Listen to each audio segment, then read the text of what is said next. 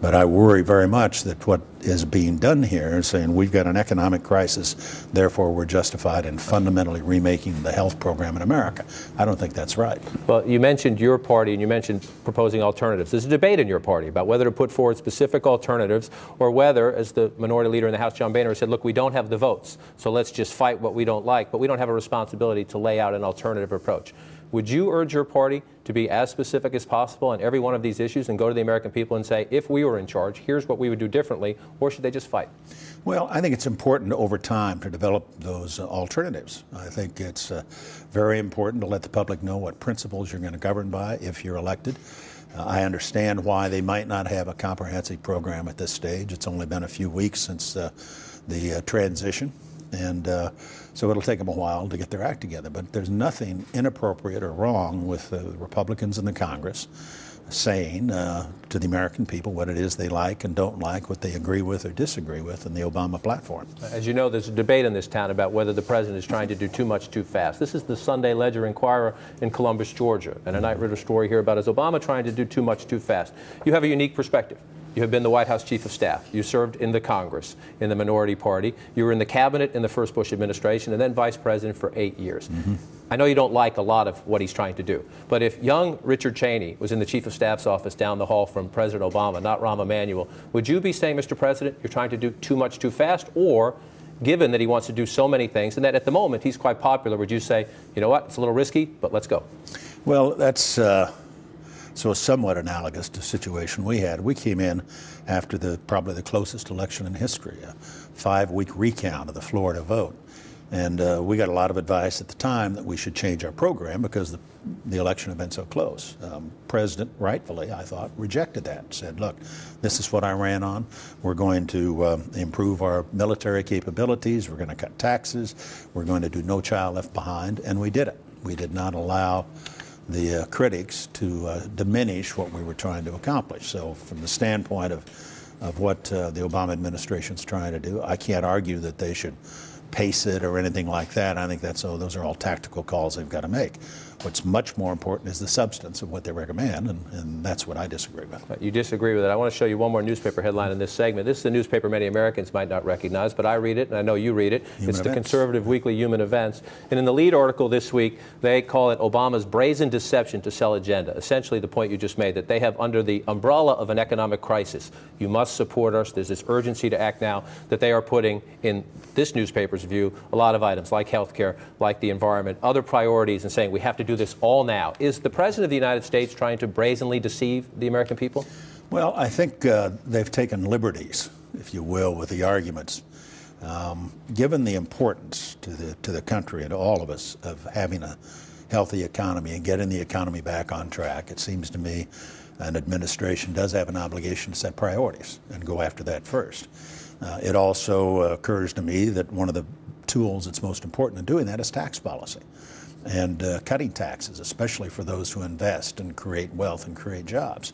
That's not what we're seeing. We're seeing an argument made that we've got economic difficulties, therefore we're going to have a cap and trade program with respect to carbon emissions. That's a huge energy tax that's going to be applied across the society, or that we're going to fundamentally change the healthcare system. We haven't had a debate on the healthcare system, well, since '93. Perfectly fine to have a debate on it, but we're not having a debate on it. I was concerned when the first stimulus program wasn't put together in the administration, but rather was something that just sort of chucked up on Capitol Hill and let the Congress write that legislation, which says to me there really isn't a coherent approach at this point to trying to improve the economy. There are people, I assume, watching this interview right now, and people in this town who would say, why should we listen to you? And they would say that because of the context of the Bush administration numbers. They would say, you know, what did you do when you were in charge? And they have some numbers that back up their case, and I want to show some to our viewers. When you came to office, the unemployment rate in the country was 4.2%. When you left, it was 7.6%. The number of Americans in poverty when you arrived, just under 33 million, over 37 million when you left. The number without health insurance, a little over 41 million when you came, over 45 million, approaching 46 million when you left. And you came with a budget surplus of $128 billion, and in the final year, the budget deficit was a record $1.3 trillion. So what would you say to someone out there watching this who's saying, why should they listen to you? Well, there are all kinds of arguments to be made on that point, but there's something that's more important than the specific numbers you're talking about. and that had to be a priority for our administration. 8 months after we arrived, we had 9/11. We had 3,000 Americans killed one morning by al-Qaeda terrorists here in the United States. We immediately had to go into wartime mode. We ended up with 2 wars in Afghanistan and Iraq. Some of that's still very active. We had major problems with respect to things like Katrina, for example. All of these things required us to spend money that we had not originally planned to spend or weren't originally part of the budget. Stuff happens, and administration has to be able to respond to that, and we did. I think it's also, you talk about the unemployment. But you were a conservative administration. Spending went up more than $1 trillion. I always said that the wartime scenario is cause for an exception in terms of spending. It was appropriate in World War II, certainly, and I think it's appropriate now. I want you to listen to something one of the president's top economic advisors, Larry Summers, said at the close of last week, trying to explain to the American people how he thinks we got into this financial mess. Let's listen to Larry Summers. This is the paradox at the heart of financial crisis. If in the last few years we've seen too much greed and too little fear, too much spending and not enough saving, too much borrowing and not enough worrying, today our problem is very different. You accept that analysis of what happened? No, not really. I think there's no question but there's an element of concern out there now in the country because of what's happened in the stock market partly. People with their savings being diminished because of the state of the economy, reluctant to spend, trying to hang on to everything they can, and naturally results in a slower level of economic growth. But a couple of points that need to be made here, John. One is, this is a global problem. This isn't something that happened just in the Bush administration or just in the United States. We are in the midst of a worldwide economic period of considerable difficulty here.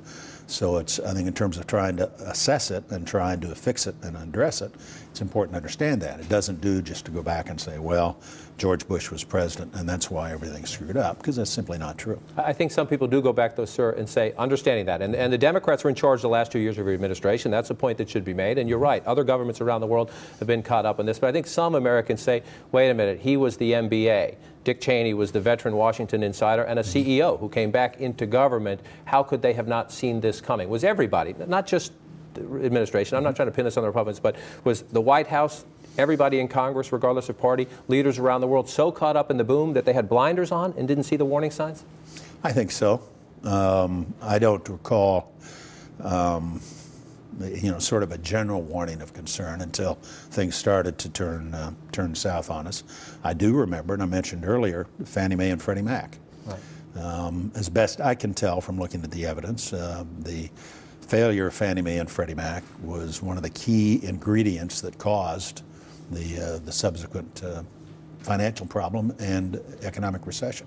We did try earlier in the administration to impose reforms on Fannie Mae and Freddie Mac, and we ran into a stone wall on Capitol Hill in the form of the chairman and of the banking committee in the House and the Senate, Barney Frank and Chris Dodd.